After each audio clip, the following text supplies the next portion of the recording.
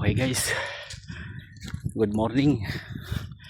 Another day, another explore natin yung green lava na naging black lava noong May 2, 2026 kasi sumabog si Mayon.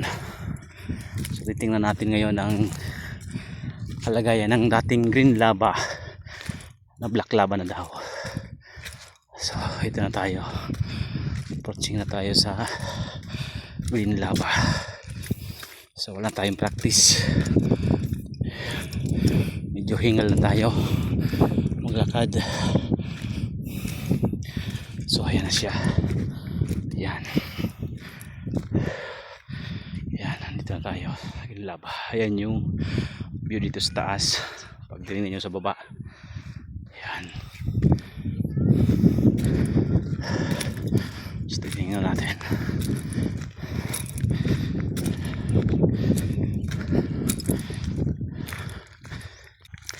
So dito pala guys, amoy na yung asupre. Ayan yung stores dito.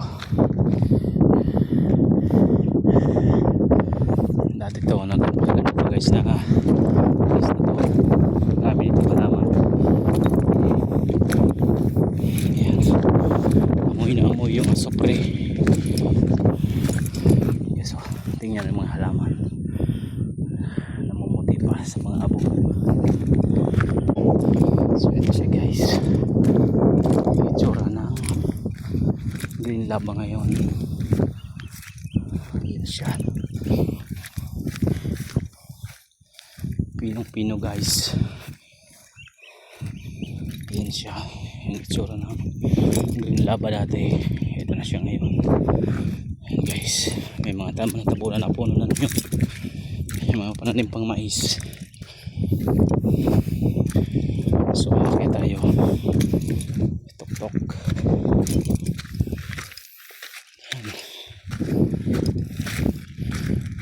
Mainit pa siya guys.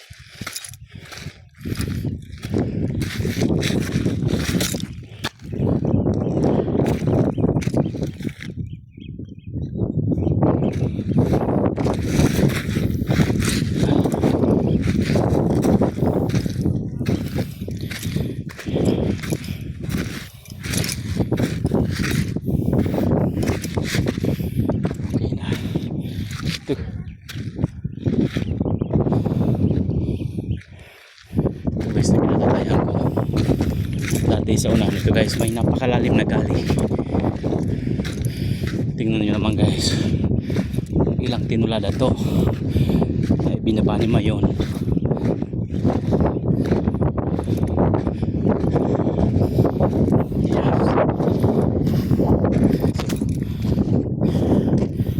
Puno ng aguho tree.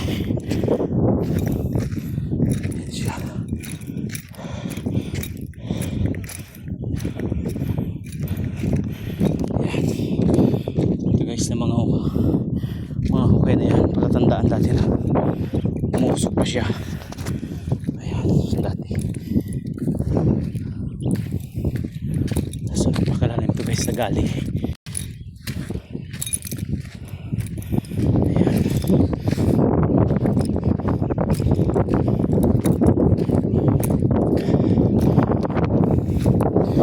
okay, so ano yung pinsala na ginawa na ngayon.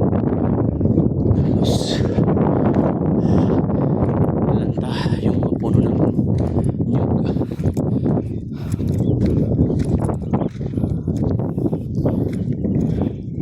Ito guys, so may papakita ko sa inyo, umusok-usok pa siya.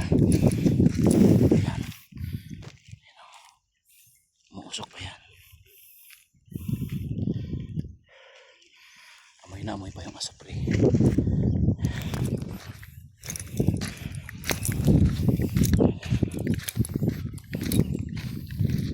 So, ayan, umusok pa siya.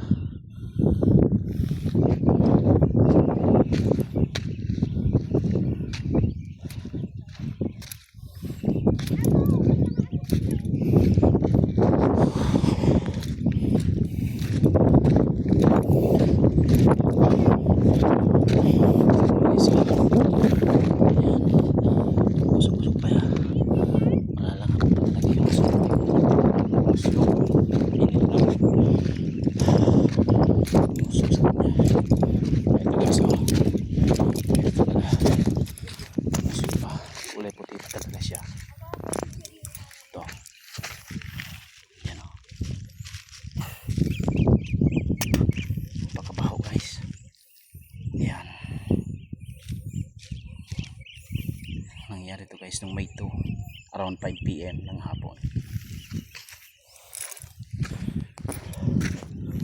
So ayun siya guys. Yan yung pinsala na dulot ni Mayon. Ayan. So ito guys na kinatatayuan ko dati, napakalalim tong gali, halos malulula kapag dumungaw ka pababa. So tingnan mo ngayon yung naging Uson deposit. So delikado dito ngayon guys pag umulan na dire-diretsong ulan. Wala nang dadaanan yung tubig kasi yung napakalalim na gali na dadaan dati ng baha, napuno na siya guys ng buhangin na may mga kasamang bato na galing mismo sa Mayon. Ayan. Ayan siya guys. Tingnan natin guys yung mga puno ng nyog na tabunan.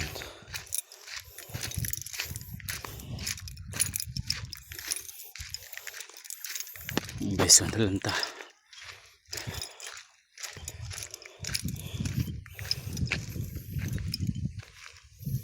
Yan siya guys. Yan.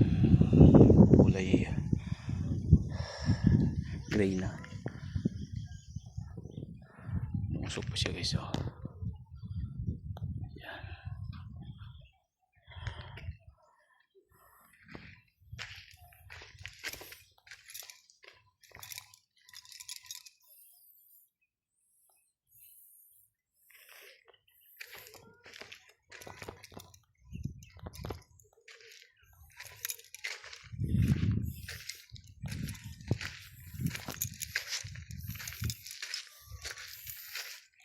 Guys, maraming mga punong nyog na dadaanan. Ayan guys, sa taas.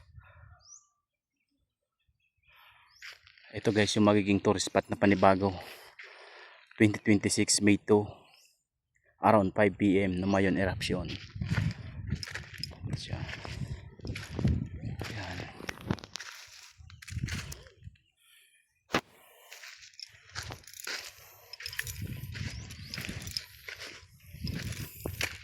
Okay, so siya. Kitang kita guys yung simula sa taas hanggang dito sa baba yung dinaanan niya, nalanta yung mga puno ng nyog tsaka mga aguho tree na daanan. Yan siya.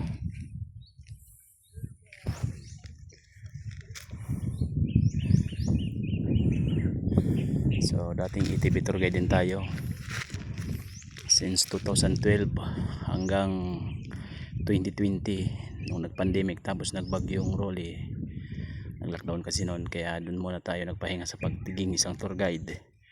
Naghanap tayo ng panibagong trabaho. Ayan ang sitwasyon ni Mayon. So dun banda sa kaliwa may dumaloy din na lava pero konti lang. Dito talaga sa part ng Misi yung napuruhan sa green lava na ngayon hindi na green lava, parang dinaan na siya ng lahar, baha. Ayan. So hanggang dito lang tayo guys, bye muna for now. Ayan. So sikat pa lang yung araw.